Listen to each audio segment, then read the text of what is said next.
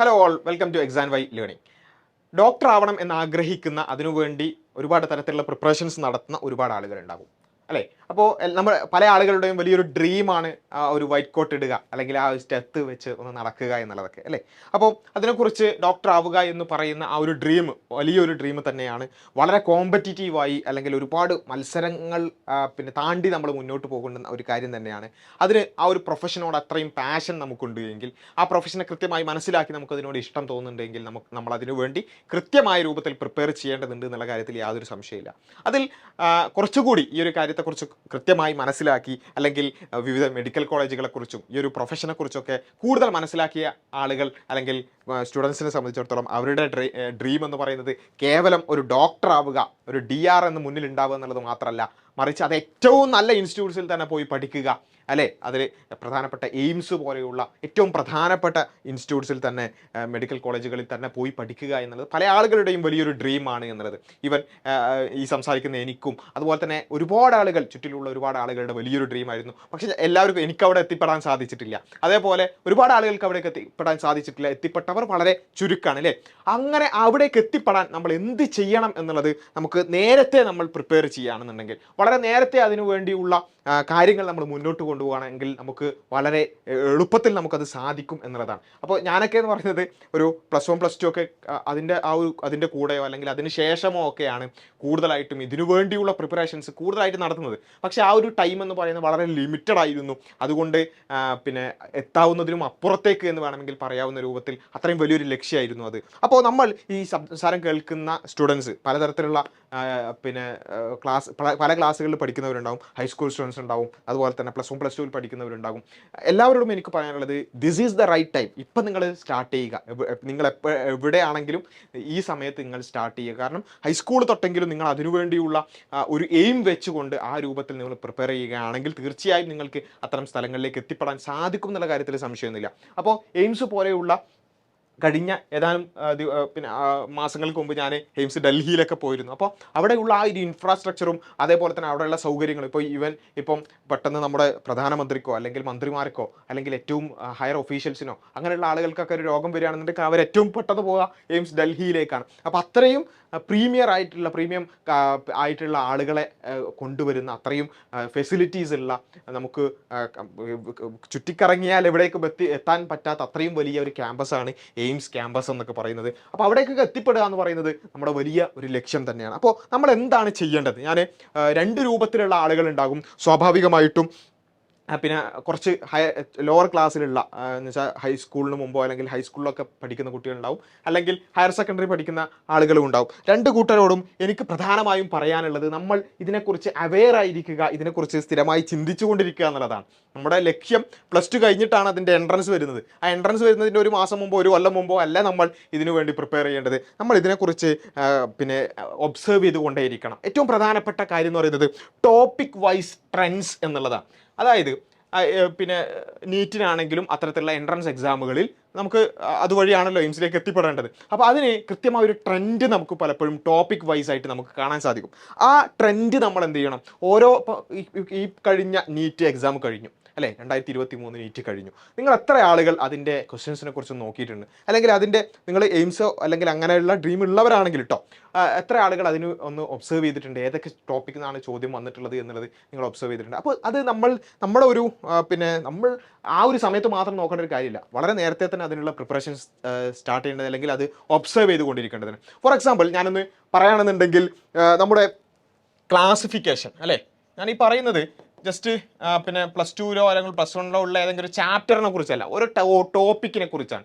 ഈ classification, biological classification നമുക്കറിയാം. 5 kingdom classification, 6 kingdom classification, അതിൻ്റെ കിങ്ഡംസ്, അതിൻ്റെ ഫൈലംസ്, ആ കാര്യങ്ങളൊക്കെ നമ്മൾ ഈവൻ 9ാം ക്ലാസ്സിലും 10ാം ക്ലാസ്സിലും നമ്മൾ പഠിക്കുന്ന കാര്യമാണ് അല്ലേ? ഈ ക്ലാസിഫിക്കേഷൻ ഏരിയയിൽ നിന്നും പലപ്പോഴും ചോദ്യങ്ങൾ വരുന്നത് ഏകദേശം 4 ചോദ്യങ്ങൾ പൊതുവെ, അല്ലെങ്കിൽ 4, 3, 2 ചോദ്യങ്ങളൊക്കെ ആവറേജ് ആയിട്ട് വരാറുണ്ട്. 2022 ഓർമ്മ 6 ചോദ്യം വരെ വന്നിട്ടുണ്ട്. ഈ ക്ലാസിഫിക്കേഷൻ എന്ന് പറഞ്ഞ ഏരിയയിൽ നിന്ന് മാത്രം, ഞാൻ ബയോളജിയാണ് ഞാൻ കൂടുതലായിട്ടും ഒബ്സർവ് ചെയ്യുന്നത് എന്നുള്ളത് കൊണ്ടാണ് ബയോളജി പറയുന്നത്. അപ്പോൾ ക്ലാസിഫിക്കേഷൻ എന്ന് പറഞ്ഞ ഏരിയയിൽ നിന്ന് മാത്രം 6 ചോദ്യങ്ങൾ വരെ വന്നിട്ടുണ്ട് എന്നുള്ളതാണ്. 2014 പിന്നെ 6 ചോദ്യങ്ങൾ വരെ വന്നിട്ട്. അപ്പോൾ ആ ഏരിയയിൽ നിന്നും സ്ഥിരമായി എന്തായാലും ഒരു 2 ക്വസ്റ്റ്യൻ നമുക്ക് ഉറപ്പിക്കാം എന്ന രൂപത്തിൽ നമ്മൾ പിന്നെ നമുക്കത് മനസ്സിലായാൽ നമ്മളത് പഠിക്കുന്നതിന് അതിൽ ആ ഒരു വ്യത്യാസം നമുക്ക് കാണാൻ സാധിക്കും അല്ലേ. അപ്പോൾ അതേപോലെ തന്നെ ഇനി ആനിമൽ കിങ്ഡം അല്ലേ, കുറച്ചും കൂടി സ്പെസിഫിക് ആയി ആനിമൽ കിങ്ഡത്തിൽ, ഇത് മൊത്തത്തിലുള്ള ക്ലാസിഫിക്കേഷൻ നിന്നാണ് കേട്ടോ ആ പറഞ്ഞത്. ആനിമൽ കിങ്ഡം മാത്രമായിക്കൊണ്ട് പൊതുവായി ഒരു 3 ആവറേജിൽ 3 ക്വസ്റ്റ്യൻസ് പൊതുവായി സ്ഥിരമായി ചോദിക്കാറുണ്ട്. അപ്പോൾ ആനിമൽ കിങ്ഡത്തിൽ ആവറേജ് 3 ക്വസ്റ്റ്യൻ വരുന്നുണ്ട് എന്നറിഞ്ഞാൽ തീർച്ചയായും നമ്മൾ എന്ത് ചെയ്യും, അത് കൂടുതലായിട്ടും പഠിക്കും എന്നുള്ളതാണ്. അതേപോലെ തന്നെയാണ് ഇവൻ 8ാം ക്ലാസ്സിലെ കുട്ടികൾ കേൾക്കുന്നവരുണ്ടാവും. അപ്പോൾ 8ാം ക്ലാസ്സിലെ കുട്ടികൾ മനസ്സിലാക്കുക, സെൽ എന്ന് പറയുന്ന ആ ഭാഗം അല്ലെ, സെല്ലുമായി ബന്ധപ്പെട്ടുകൊണ്ടുള്ള ഏരിയയിൽ നിന്ന് വരുന്ന ചോദ്യങ്ങൾ എടുത്ത് നോക്കുകയാണെന്നുണ്ടെങ്കിൽ പലപ്പോഴും നമ്മൾ കാണുന്നത് 3 അല്ലെങ്കിൽ 4 ക്വസ്റ്റ്യൻസ് ഒക്കെയാണ് ആവറേജ് ആയിട്ട് ചോദിക്കുന്നത്. ചില സമയങ്ങളിൽ 2 ഒക്കെ എത്തിയിട്ടുണ്ട്. പക്ഷേ പൊതുവെ 3 അല്ലെങ്കിൽ 4 ക്വസ്റ്റ്യൻസ് ഒക്കെ സെല്ലുമായി ബന്ധപ്പെട്ടുകൊണ്ട്, ഇത് സെല്ലിനെ കുറിച്ച് മാത്രം കേട്ടോ, സെൽ സൈക്കിൾ വേറെ തന്നെ ചോദിക്കാറുണ്ട്.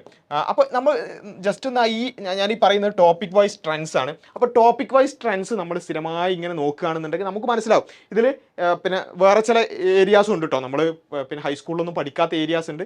അത് തീർച്ചയായും നമുക്ക് പിന്നീട് നോക്കേണ്ടുന്ന കാര്യമാണ്. പക്ഷെ നമ്മൾ പഠിക്കുന്ന, ഇപ്പം ഞാനീ പറയുന്നത് ഹൈസ്കൂളിൽ ഉള്ള കുട്ടികൾ നോക്കുകയാണെങ്കിൽ ക്ലാസിഫിക്കേഷൻ അവർ പഠിക്കുന്നുണ്ട്, ആനുവൽ കിങ്ഡം അവർ പഠിക്കുന്നുണ്ട്, സെല്ല് പഠിക്കുന്നുണ്ട്, സെൽ സൈക്കിൾ പഠിക്കുന്നുണ്ട്. ആ കാര്യങ്ങളിൽ നിന്നൊക്കെ ചോദ്യങ്ങൾ വരുന്ന പറഞ്ഞാൽ ആ വരുന്ന ഏരിയാസ് നമ്മൾ ക്ലിയർ ആക്കിക്കൂടെ, അത് നമുക്ക് കുറച്ചുകൂടി സ്ട്രോങ് ആക്കിക്കൂടെ. അങ്ങനെയാണെങ്കിൽ ശരിക്കും പറഞ്ഞാൽ നമ്മുടെ പ്രിപ്പറേഷൻ എത്രത്തോളം മുന്നോട്ട് കൊണ്ടുപോകാൻ നമുക്ക് സാധിക്കുമെന്നുള്ളത് ജസ്റ്റ് ഒന്ന് ആലോചിച്ച് നോക്കുക. അതേപോലെ തന്നെ ഹ്യൂമൻ ഹെൽത്ത് ആൻഡ്